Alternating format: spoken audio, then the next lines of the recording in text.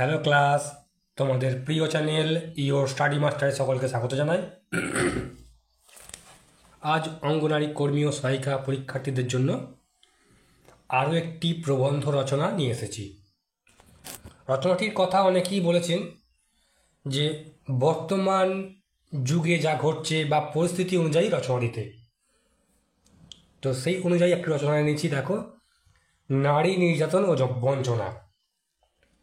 যদিও আমি রচনার সাজেশনে বলেছি যে আইসিডিএস সম্পর্কিত রচনা করতে আর এক্সট্রা এদিক ওদিক, কিন্তু তোমরা করবে কি, আইসিডিএস সম্পর্কিত রচনা যেগুলো দেওয়া আছে অবশ্যই তোমরা ওগুলো করে যেও, করতে হবে। তার সঙ্গেও যে রচনাগুলি এখন দেয়া হচ্ছে বর্তমান পরিস্থিতি অনুযায়ী, তো সেগুলোও করতে হবে। কারণ আমার তো পেপার সেটার না যে বলে দেবো এই রচনাটি করে যায় যে এটি পরীক্ষা আসবে, সেরকম না।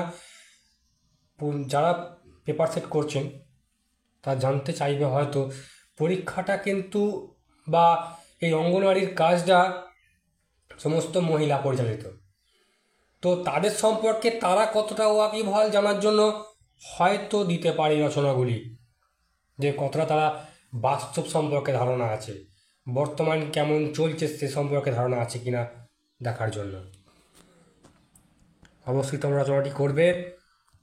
আর প্রথমেই বলে রাখবো, যারা সাবস্ক্রাইব করো চ্যানেলটি এখনও পর্যন্ত অবশ্যই সাবস্ক্রাইব করে নাও, কারণ আইসিডিএস সম্পর্কিত সমস্ত কিছু তথ্য তোমরা কিন্তু এখান থেকে পাবে। আর তোমাদের যা যা দরকার আমায় কমেন্ট বক্সে জানাবে, সেগুলো আমি দেওয়ার চেষ্টা করব অবশ্যই। শুরু করি। দেখো, প্রথমেই বলবো ভূমিকা উপসংহারটি কিন্তু সুন্দর করে লেখার চেষ্টা করবে। রচনাটি একটু বড় হলেও তোমরা পরীক্ষার হলে একটু ম্যানেজ করে নেবে, কারণ ভুলে যাওয়ার সম্ভাবনা থাকে সেই হিসেবে। দেখো, ভূমিকা। নারী নির্যাতন একটি ব্যাপক অর্থবহ প্রত্যয়। পুরুষ কর্তৃক নারীর ইচ্ছার বিরুদ্ধে অথবা বল প্রয়োগ করে কোনো কিছু করতে বাধ্য করাই নারী নির্যাতন। এছাড়া নারী নির্যাতনের সুস্পষ্ট সংজ্ঞায় বলা যায় যে নারী নির্যাতন এমন একটি লিঙ্গীয় অপরাধমূলক কাজ যার ফলে নারীর লিঙ্গীয় অথবা মানসিক ক্ষতি হয় অথবা ক্ষতির সম্ভাবনা থাকে। এইটুকুর মধ্যেই সব বলে দেওয়া হলো ঘটনাটি। এবার নির্যাতন চিহ্নিতকরণ।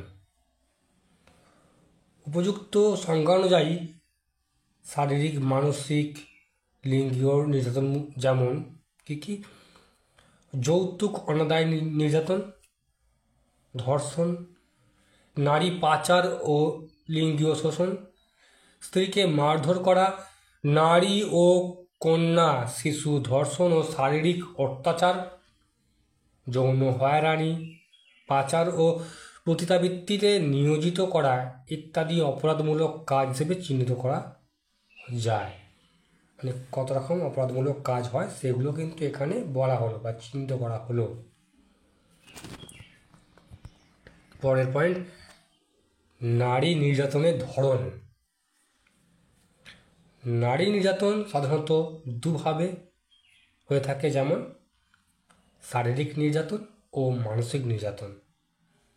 কিন্তু বর্তমানে সংবাদপত্র, পুলিশ এবং কিছু স্টাডি রিপোর্ট থেকে যে তথ্য পাওয়া যায় তার থেকে দেখা যায় যে নারী ও কন্যা শিশুর নানাভাবে নির্যাতনের শিকার হয়ে থাকে, যেমন কি যৌন হয়রানি, ধর্ষণ, লিঙ্গীয় অঙ্গহানি, কন্যা শিশু হত্যা বা মেয়ে শিশুর ভ্রূণ হত্যা। গানটা ভুল হয়েছে, ভয় করা হবে। নারী হত্যা, যৌতুকের কারণে শারীরিক ও মানসিক নির্যাতন, এমনকি ক্ষেত্র বিশেষ হত্যা, অ্যাসিড নিক্ষেপ, অ্যাসিড বানটা একটুখানি গণ্ডগোল হয়েছে, অ্যাসিড নিক্ষেপ, বিকলাঙ্গকরণ বা হত্যা, সশস্ত্র সংঘাত বা রাজনৈতিক সামাজিক অস্থিরতাকালীন গণধর্ষণ, এত রকমভাবে হতে পারে। নারী নির্যাতনের 8টি কারণ। কী কারণ? নারী নির্যাতনের বহুবিধ কারণ রয়েছে, যে কেননা বিভিন্ন নারী বিভিন্ন কারণে অথবা একই নারী একাধিক কারণে নির্যাতনের শিকার হতে পারে। নিম্নে নারী নির্যাতনের 8টি কারণ তুলে ধরা হতো। যেমন দেখো, পারিবারিক কারণ। নারী নির্যাতনের কারণের মধ্যে সর্বাপেক্ষা গুরুতর ও ঘৃণ্য হয়েছে পারিবারিক নির্যাতন। আর এই পারিবারিক নির্যাতনের আওতায় প্রথমে পড়ে যৌতুক প্রথা। ঘৃণ্য যৌতুক প্রথার যৌতুকের পরিমাণের ওপর বউয়ের পারিবারিক মর্যাদা ও আদর নির্ভরশীল। প্রতিশ্রুতিবদ্ধ যৌতুক দিতে বিলম্ব হলে অনেক সময় স্বামী ও শ্বশুরবাড়ির হাতে মার খেতেও দেখা যায়।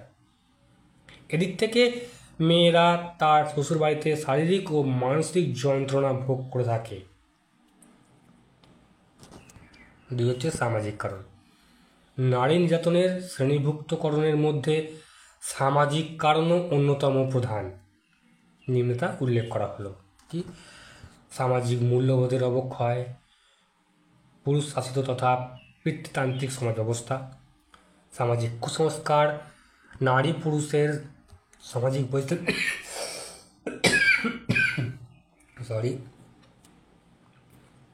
সামাজিক নিরাপত্তার অভাব, উত্তরাধিকার সূত্রে নারী পুরুষের মধ্যে সম্পদের অসম বন্টন ব্যবস্থা,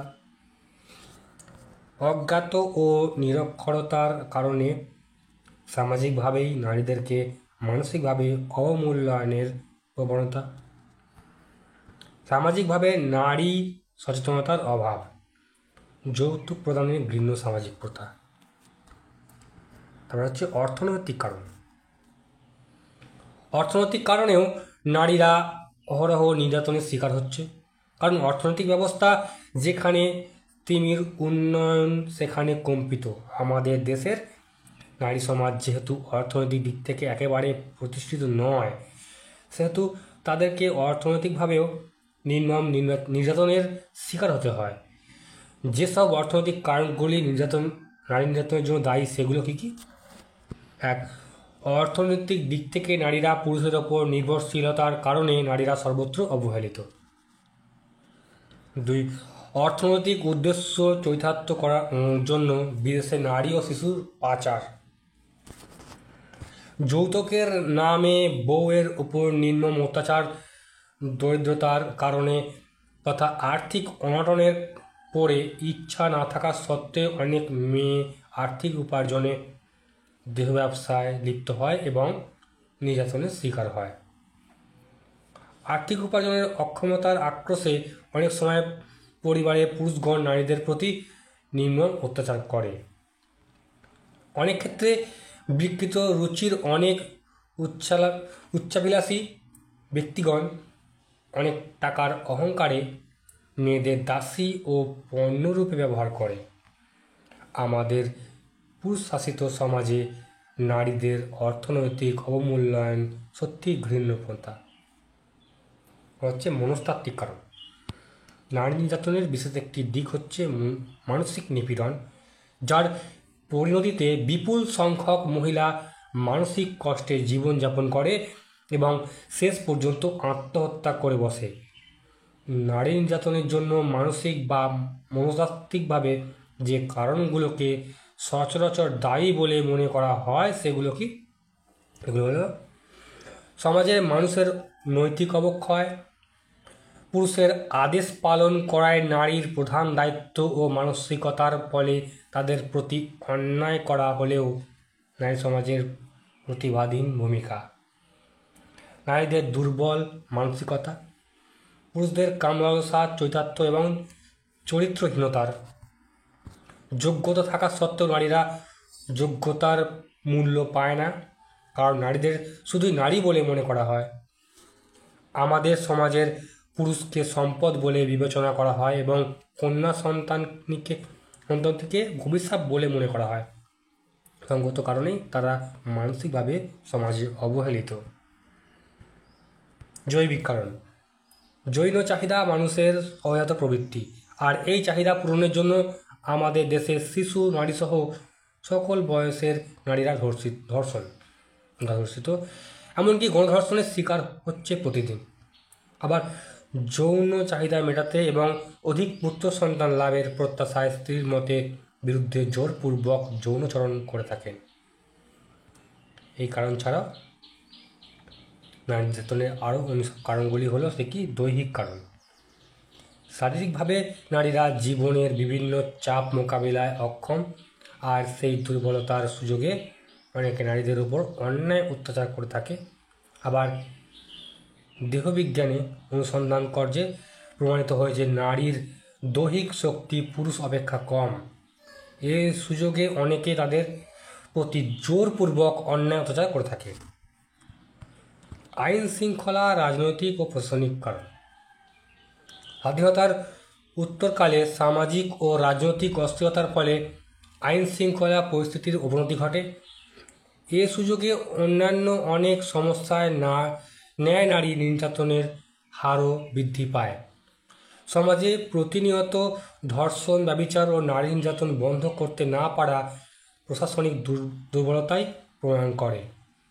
আইন শৃঙ্খলা ভঙ্গ করে প্রশাসনিক ক্ষমতার অপব্যবহার যেমন মাঝে মাঝে শোনা যায় এবং পত্রপত্রিকায় দেখা যায়, পুলিশ কর্তৃক ইসলামীয়র মতে মেয়েরা ধর্ষিত হওয়ার খবর। আইনের সুস্পষ্ট প্রয়োগ না হওয়ায় এবং দৃষ্টান্তমূলক শাস্তির ব্যবস্থা না থাকায় নারী নির্যাতন দিন দিন বেড়েই চলেছে। হচ্ছে কুসংস্কারগত কারণ। নারী নির্যাতনের অন্যতম কারণ হচ্ছে ধর্মীয় গোঁড়ামি তথা ধর্মীয় ও সামাজিক কুসংস্কার। এর মধ্যে পড়ে বিবাহ বিচ্ছেদ, 18 বছরের কম বয়সে কন্যা শিশুদের বিবাহ দেওয়া, ধর্মের দোহাই দিয়ে নারী সমাজের ওপর কিছু স্বার্থান্বেষী মানুষ তাদের স্বার্থসিদ্ধি করার চেষ্টা করছে। এবার হচ্ছে উপসংহার। যদিও অনেকগুলি পয়েন্ট দেওয়া হয়েছে, পয়েন্টগুলো একটু লেন্দি হয়ে গেছে। তোমাদের 150 শব্দের পরীক্ষা হবে। তোমরা কিন্তু পয়েন্টগুলোকে লেখার চেষ্টা করবে। পয়েন্টের ভিতরে যেগুলো দেওয়া আছে সব পয়েন্ট একটু বড় বড় হয়েছে, 5টা 6টা 7টা। সেখান থেকে তোমরা যদি ভুলে যাও পরীক্ষার হলে, তোমরা সবগুলি করে যাবে। পরীক্ষার হলে যদি ভুলে যাও, সেই ভিত্তিতে কিন্তু একটু বড় করা হয়েছে, তোমরা দেখে নেবে সেটি। এবার বলি উপসংহার। নারীর প্রতি নির্যাতনের ফলে দীর্ঘমেয়াদী শারীরিক ও মানসিক স্বাস্থ্যের প্রভাবের পাশাপাশি তাদের শান্তি, নিরাপত্তা ও উন্নয়ন বাধাগ্রস্ত হচ্ছে। কাজেই নারী নির্যাতন বন্ধে নারীদের গৃহস্থলী কাজের মূল্যায়ন প্রদান, সামাজিক রীতিনীতি ও আচরণের পরিবর্তনের পাশাপাশি শিক্ষা, সাম্প্রদায়িকতা, অর্থনীতি, কৃষিক্ষেত্র ব্যবসা, গণযোগাযোগ মাধ্যম ও স্বাস্থ্য খাতে তাদের অংশগ্রহণ নিশ্চিত করা প্রয়োজন। সর্বোপরি নারী ও শিশু নির্যাতন ব্যতীত একটি উজ্জ্বল ভবিষ্যৎ গড়ে তোলার লক্ষ্যে একযোগে কাজ করতে হবে, সকলকে একাট্টা হতে হবে। এইভাবে তোমরা রচনাটি লেখো। অবশ্যই যিনি এক্সামিনার তার মন জয় করা যাবে। রচনাটি ভালো লাগে থাকলে অবশ্যই তোমরা লাইক শেয়ার করবে। আর যারা এখনও সাবস্ক্রাইব করোনি তাদের উদ্দেশ্যে বলবো অবশ্যই চ্যানেলটি সাবস্ক্রাইব করে রাখো, কারণ আইসিডিএস সম্পর্কিত যাবতীয় তথ্য তোমরা এখান থেকে পাবে। আর তোমাদের যা যা লাগবে আমায় কমেন্ট বক্সে জানাবে, আমি নিশ্চয়ই দেওয়ার চেষ্টা করব।